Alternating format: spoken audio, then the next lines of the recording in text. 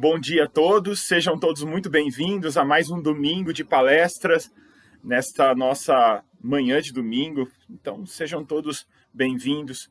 Eu queria convidá-la a todos para que coloquem um copo com água para fluidificar, para que nós possamos tomar após a nossa reunião. Alguns recadinhos rápidos, né? Logo após a nossa palestra, às 9h45, nós teremos o vídeo novo da evangelização infantil. Então não deixem de colocar as crianças para assistir ao vídeo da evangelização. Aí compartilhem com os amigos, com os familiares, para quem tem criança, que as crianças possam assistir também o vídeo novo da nossa evangelização infantil. As tias lá da evangelização infantil estão fazendo um trabalho excelente, videozinhos muito instrutivos, muito bacanas para todo mundo. Fica mais uma vez aqui o convite para que se inscrevam aqui no nosso canal. Logo aqui embaixo tem um botãozinho inscrever-se, porque assim vocês ficam sabendo de todas as novidades aqui, os lançamentos, que a gente posta lá, vocês são avisados.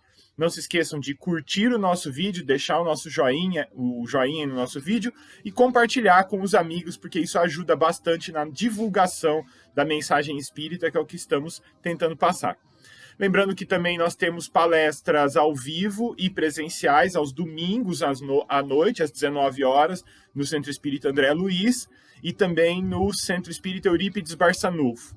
Palestras também ao vivo e presenciais, agora também no Eurípides Barçanufo, nas segundas-feiras às 19 horas.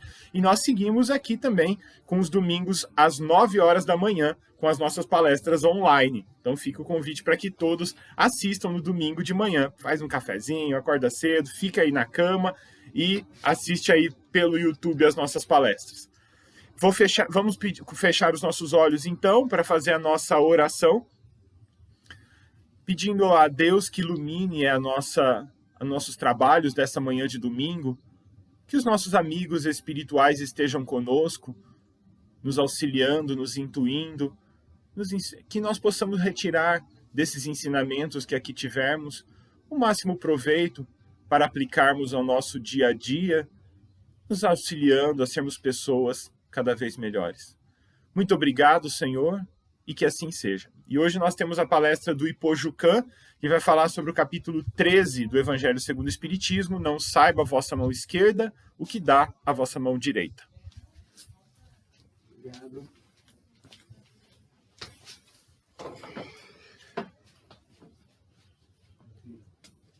Agradeço ao Fábio.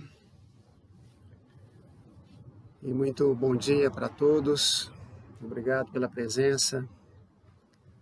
Estamos sendo assistidos pela espiritualidade superior, uma vez que o objetivo é divulgar as verdades de Jesus à luz do Espiritismo.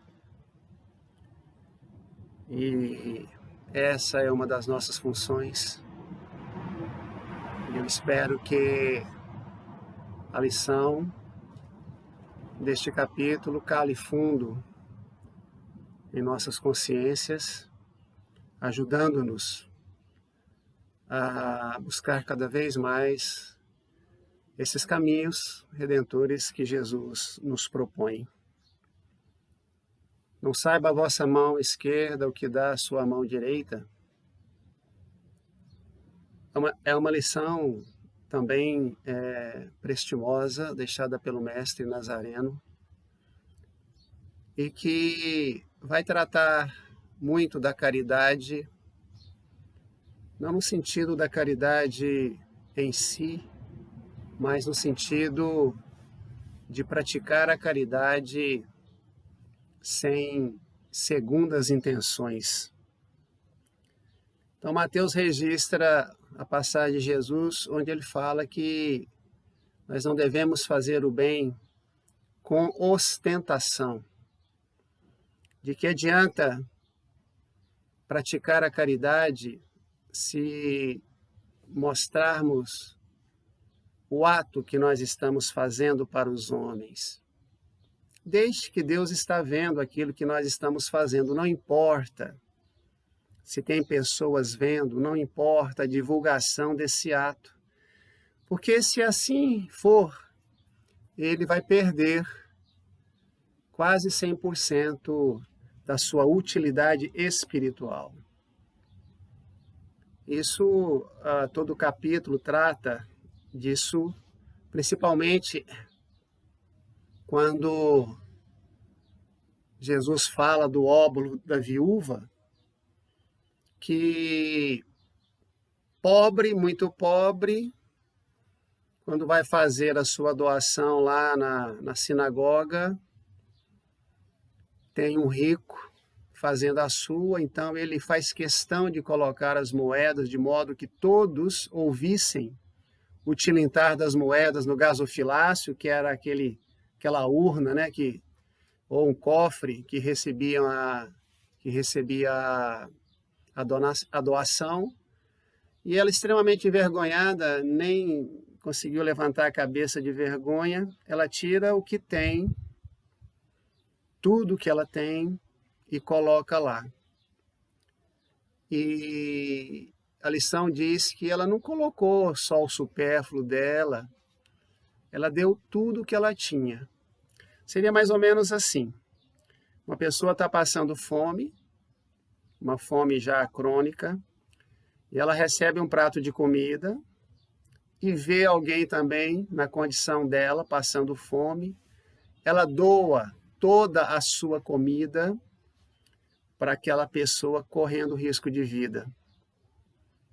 A comparação é essa. Então, o pagamento que se recebe quando se faz uma doação, pelos elogios ou pela publicação nos meios de comunicação, esse pagamento é material. Ele vai apenas massagear o nosso ego, vai inflar o nosso ego. E esse é o pagamento. Agora, se nós fazemos sem que outras pessoas saibam, e mesmo aquelas que a gente ajuda, pedindo para não ficar comentando, não falar quem foi que fez a doação, não terá quase nenhum benefício, né, para a conquista de méritos, o que vai compor a nossa estrada evolutiva. Fala também lá no Evangelho sobre a história de dois homens que um acumulou riqueza, o outro quase nada, e foi proposto que cada um colocasse tudo aquilo que fez de doação num saco, e depois que eles desencarnaram, e aí fizeram. Então o saco dessa pessoa rica ficou cheio, e o saco dessa pessoa pobre ficou vazio. E quando foi comparar as duas doações, os dois sacos, colocando naquela balança de pratos, por surpresa de todos, o prato da pessoa pobre, cujo saco quase nada tinha, foi o que mais pesou. E pesou muito mais do que o saco maior, cheio de moedas. Então, dá para entender que fazer o bem sem ostentação deve ser uma das tônicas das nossas práticas de vida, fundamentadas nos ensinamentos do Mestre Jesus. E essas lições, elas são várias. E Kardec faz uma abordagem a respeito dos órfãos, uma vez que, segundo o que está escrito, os órfãos foram colocados na sociedade humana para despertar nas pessoas esse sentimento, o sentimento da beneficência, de fazer o bem, de praticar a caridade. Existem problemas legais ainda ligados a essa questão da adoção, porém, com o tempo, esses entraves vão diminuindo e as pessoas terão maiores facilidades para poder fazer uma adoção. Porque os corações estarão melhores e não precisará de tanta burocracia até que um casal consiga adotar o seu futuro filho. Traz também as lições referentes a essa prática do bem de uma forma a fazer pelo prazer de fazer, pelo benefício do que essa ação traz para quem faz. Um benefício que chega a ser físico, não só espiritual. Físico mesmo, sente aquele bem-estar físico, sente os seus órgãos trabalhando em equilíbrio, a mente fica tranquila pelo bem realizado de uma forma anônima. Então, a caridade, tem uma lição de Cáritas nesse capítulo, em que ela fala como se ela fosse a caridade. Então, a caridade está ao dispor de todas as pessoas. Da mais letrada à menos letrada. Da mais rica materialmente à menos rica materialmente. Porque a caridade, o auxílio, não é só material. E muitas pessoas acham que é só material. Pensam que doando cestas básicas, doando quantias em dinheiro, doando outros bens, ela já vai ficar em paz com a sua consciência. A gente tem que diferenciar a prática de caridade com a prática da esmola. Porque a esmola humilha. E a caridade não. Então, quando nós fazemos um ato de caridade, a pessoa se sente satisfeita. Ela não se sente humilhada. Nós não vamos falar nada para poder agredir o seu estado de pedinte. Porque essa pessoa pode ter sido um familiar nosso em vida passada. E a nossa negativa ou a nossa doação com certas imposições vai humilhar essa pessoa. E se ela foi colocada na nossa vida, não foi por acaso, e todos sabem disso, é justamente para que a gente exercite esse amor espontâneo, essa doação espontânea. Então a caridade material é muito fácil de ser feita, mas tem pessoas que são tão pobres que não conseguem fazer a caridade material. Aí entra no campo da caridade espiritual, que talvez seja o mais importante. A caridade material ela é muito pontual. A caridade espiritual não. A caridade espiritual é uma caridade educacional. Saber ouvir as pessoas é uma caridade moral. Orar pelas pessoas, aquelas que precisam, é uma caridade moral. Emitir palavras de consolo, de motivação, é caridade moral. Então todos podem praticar a caridade moral. Se puder associar a caridade espiritual à caridade material, melhor ainda. Francisco de Assis já dizia: primeiro você faz, depois você ensina. E nós fazemos o contrário, a gente ensina primeiro para fazer depois. Porque quem tem fome não espera, não pode esperar. A maior necessidade naquele momento é a fome material. O estômago está vazio, 2, 3 dias sem se alimentar, uma semana. É como alguém que chega quase desencarnando num pronto-socorro espiritual. Então, socorre-se primeiro, recupere-se aquele paciente para depois tratar de outros assuntos. Agora, é lógico que nós não vamos ficar alimentando uma pessoa, uma família a vida inteira, porque aí já foge dessa caridade material e muito menos da caridade moral. Porque nós vamos impedir que essa pessoa evolua ou essa família evolua. É muito... está aí, para quem quiser pesquisar, essa história já foi contada em todos os lugares. Pessoas que fazem palestras de motivação sempre lembram dessa história. E eu vou lembrar aqui também. Um monge e um discípulo caminhavam numa peregrinação, numa viagem, quando passou por uma casa. E chegaram até essa casa para tomar água e talvez receber algum alimento. Pobre.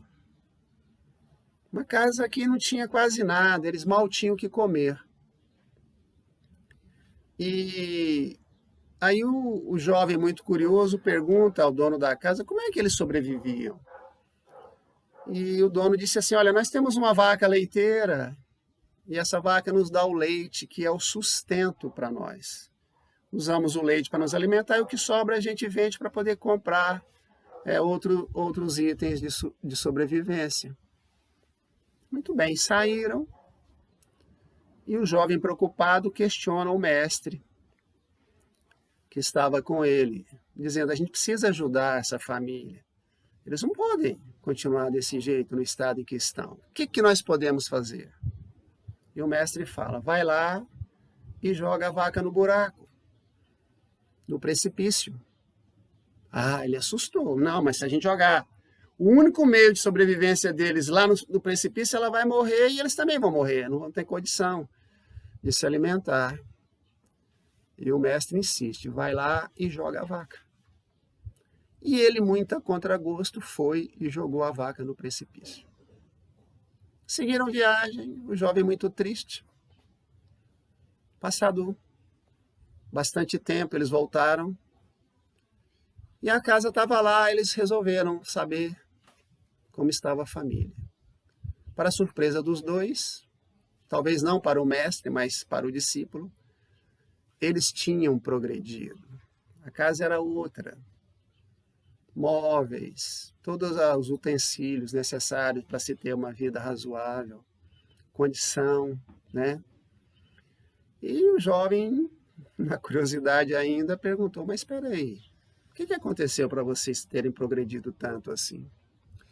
Ah, a nossa vaquinha morreu e a gente precisou buscar outros recursos para a sobrevivência. Então é uma história fantástica, né, de um cunho moral excelente e que a gente se resume naquela frase também muito conhecida da questão de não dar só o peixe, de ensinar a pessoa a pescar. A gente parece que isso é besteira, mas não é. Divaldo Pereira Franco, certa feita, recebeu uma senhora espírita, já com 60 anos de espiritismo, que chegou para ele e disse assim, Divaldo, eu vou sair do espiritismo, eu estou cansada, não aguento mais fazer caridade, eu estou cansada. Ué, minha irmã, como assim? Ora, quando eu era menino, eu acompanhava minha avó e minha mãe lá no bairro tal, e a gente alimentava aquele pessoal, e toda semana a gente ia lá e alimentava. Minha mãe morreu, minha avó morreu, e a minha mãe e eu continuamos fazendo a mesma coisa. Minha mãe desencarnou e eu continuo fazendo a mesma coisa até hoje. E eu estou cansada de fazer a caridade. E ele dá aquele sorrisinho maroto dele e fala, ah, minha irmã, vocês não fizeram caridade com essas famílias. Vocês conservaram essa família na mendicância. E então, são lições muito úteis para a nossa vida, né? Porque às vezes a gente fica numa encruzilhada. Ajuda ou não ajuda? Tem uma pessoa alcoolizada que te pede um auxílio em dinheiro. Aí vem a dúvida. Eu dou ou não dou? Se eu der, ela vai tomar bebida alcoólica. E como é que faz? Meu pai, sábio dentro da doutrina espírita, sempre dizia: eu faço a doação. Não importa se ele vai tomar a bebida alcoólica. Aí já é problema dele. Mas ninguém sabe se ele vai tomar a bebida. Pode ser que ele esteja com fome. Porque quem está bebendo normalmente não come. E aí vai que ele usa esse dinheiro para comprar comida. Então tudo é uma questão de consciência da gente mesmo. E à medida que nós vamos nos exercitando nesse campo, essa ação fica tão automática que a gente faz sem questionar. É como Madre Teresa de Calcutá fala a respeito do amor. A gente tem que amar tanto, até doer, porque daí o amor vai ser um único sentimento que a gente vai ter. E a gente não vai precisar mais ficar questionando o que fazer. Essa espontaneidade é natural nos espíritos em evolução e que estão crescendo cada dia mais para a luz. Uma questão tratada nesse capítulo também é o que diz respeito à ingratidão. A gente não pode ajudar alguém esperando que ele nos agradeça. Nós temos que ajudar pelo prazer que a gente tem em ajudar. Se ele vai agradecer ou não, é com ele. E pior é a ingratidão dos filhos, que não analisam o que os pais passaram para dar-lhes educação, uma boa alimentação, moradia, escola, tudo. E no final da vida, esses pais são colocados em abrigos, e na maioria das vezes em abrigos que praticam a caridade, que recebem essas pessoas gratuitamente. Ou no máximo, por aquele salário mínimo que normalmente eles recebem e que lá é revertido em benefício deles mesmos. E os filhos mal vão lá uma vez por mês para fazer uma visita para o seu pai ou a sua mãe. Essa ingratidão é doída e é a pior das ingratidões. E mesmo assim o pai e a mãe têm que relevar, porque se eles se revoltarem, eles estão complicando um pouco o seu compromisso espiritual, que era de ter esses espíritos em seu lar e dar tudo aquilo que fosse de melhor para eles dentro das suas possibilidades. Então os pais não devem cobrar isso dos seus filhos.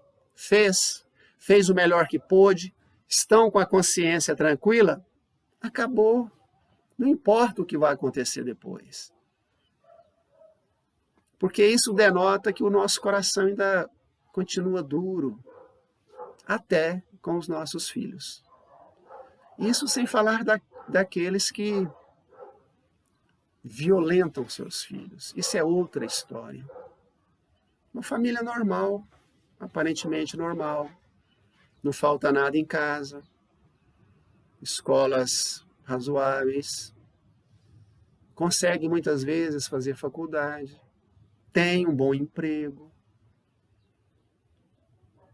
E no final, quando os pais mais precisam, não tem o apoio dos seus filhos, ou tem o apoio de um. Normalmente é assim, um assume, os outros lavam as mãos. Não é todo mundo, né, gente? Tem as suas exceções, é óbvio. Então, esse trabalho de fazer a caridade sem ostentação tem que ser trabalhado por quem faz a doação. Por que você vai divulgar? Tem pessoas que fazem questão de ir para essa parafernália da mídia, e fulano de tal doou não sei quantos mil, não sei quantos milhões. Aí ó, o mundo inteiro fica sabendo.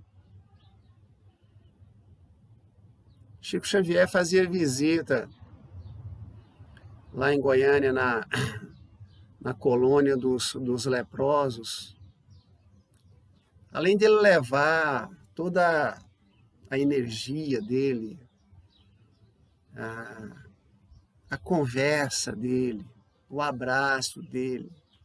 Porque lá, a gente ia lá, quando fazia Mocidade Espírita em Goiânia, as pessoas ficavam com as mãos para trás para nos cumprimentarem, porque elas eram doentes. O Chico não tinha disso. Cumprimentava, abraçava. E discretamente, ele colocava um dinheirinho na mão de cada leproso que estava lá. Porque normalmente as pessoas que iam para lá eram pessoas que não tinham recurso algum.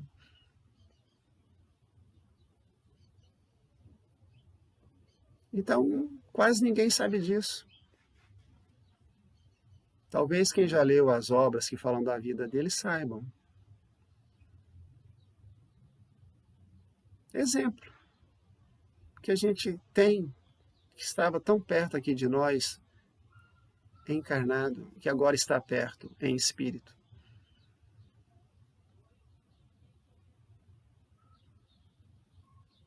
Então, aquela frase que também está no capítulo 13, a respeito de fazer aos outros aquilo que gostaria que vos fizessem, resumiria toda a nossa vida. Porque se isso acontecesse, não haveria mais maldade no mundo. Não haveria mais fome. Não haveria crianças abandonadas. Não haveriam fetos abortados. Não haveria mais prisões. Se houvesse hospitais, seria apenas no sentido de orientação, na prevenção dos males. A pleia de espíritos que nos acompanhariam seria muito maior. Espíritos obsessores não teriam ação na nossa mente mais, porque não tem jeito do mal vencer o bem. Porque se tivesse, não haveria vida na face da terra. E Deus, como Pai de amor, de justiça e de misericórdia, Ele sabe muito bem disso. E os desafios nos chegam de todos os lados, dentro da nossa própria casa, com os nossos vizinhos, com os familiares, principalmente os mais difíceis, dentro da nossa casa espírita, dentro do nosso trabalho, nas ruas, quando transitamos, no trânsito, enfim. E são nesses momentos que as verdades de Jesus devem falar mais fortes dentro de nós. Todo mundo fala assim, mas é difícil, é difícil. É claro que é difícil. Se fosse fácil, uma reencarnação bastaria para a gente superar qualquer problema, né? Ou qualquer compromisso errôneo ou equivocado que a gente teve no passado. Não é assim, o processo é lento mesmo. Nós vamos desenvolver uma virtude nessa vida mais do que as outras. Aí na próxima a gente pega outra e desenvolve, e assim por diante. Até que elas comecem a chegar todas no mesmo patamar de igualdade. E vão se resumir numa só, chamada amor. Nesse nível, nós não precisaremos mais reencarnar para compromissos de equívocos.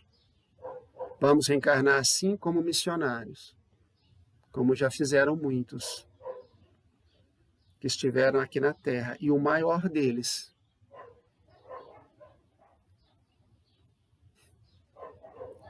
Jesus de Nazaré. E é a Ele, meus irmãos, que a gente sempre roga muitas forças para todos nós. Que Ele continue acreditando que a humanidade tem jeito. Que o bem vai vencer o mal. Está lá na última pergunta do Livro dos Espíritos. Para isso, o bem precisa deixar de ser tímido. E na maldade que eu ainda tenho comigo,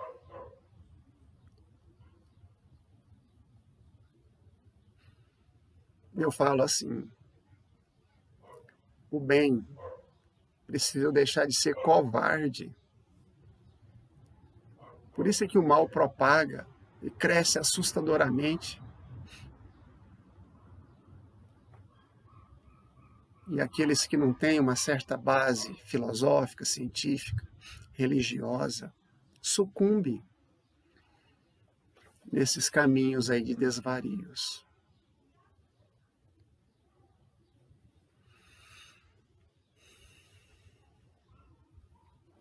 Convido a todos para a gente fazer a fluidificação das águas.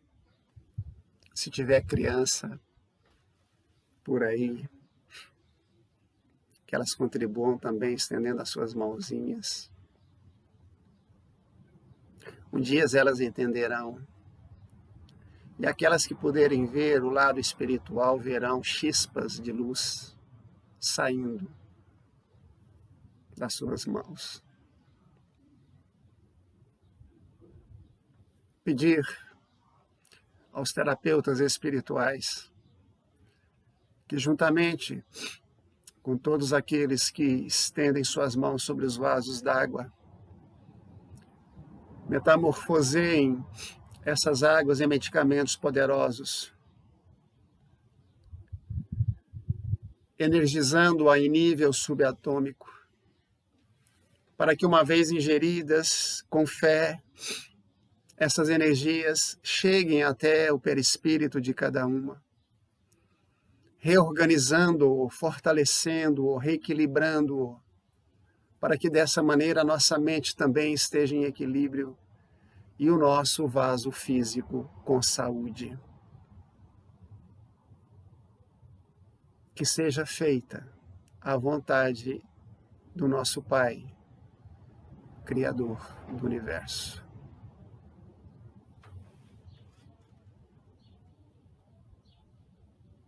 Fique conosco, Senhor, agora e sempre. Obrigado pela presença de todos e até o próximo mês. Capítulo 14. Honrai Pai e Mãe.